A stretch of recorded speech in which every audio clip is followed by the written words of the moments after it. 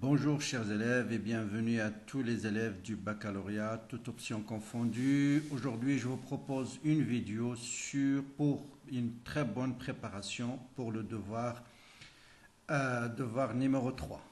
Donc, je vous explique un peu les exercices. Donc, j'ai proposé 2 exercices de chimie et 2 exercices de physique.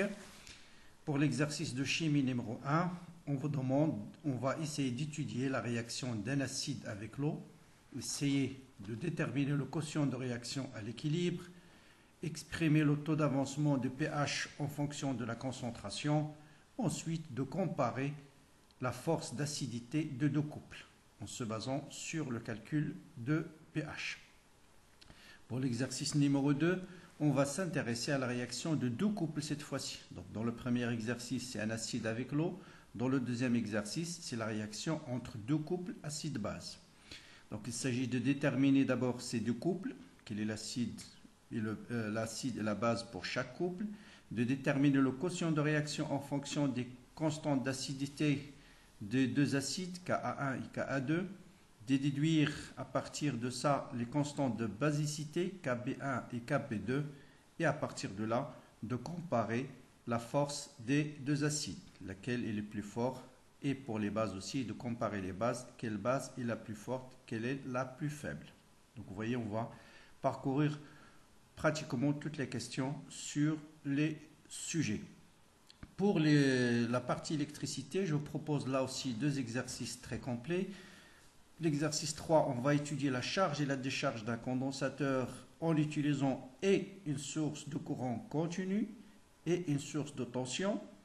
Ensuite, déterminer les équations différentielles, bien sûr, les propriétés des grandeurs physiques en régime permanent, calculer la constante de temps et déduire la capacité. Et donc vous voyez, il y a plein de questions classiques et non classiques. Ensuite, dans l'exercice 4, on va s'intéresser au circuit RL cette fois-ci.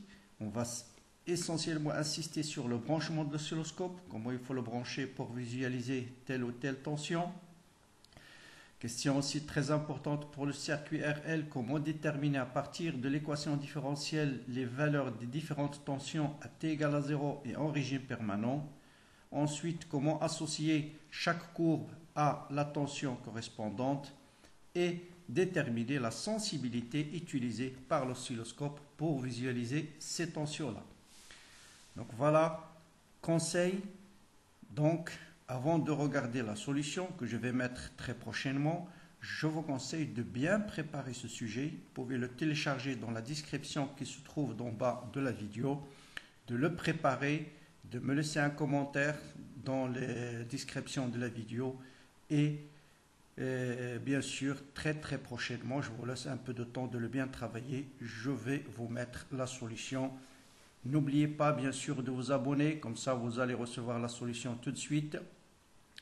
Et aussi de liker les vidéos. C'est un bon encouragement pour la suite. Donc voilà, bon courage, bonne préparation et à très bientôt pour la solution.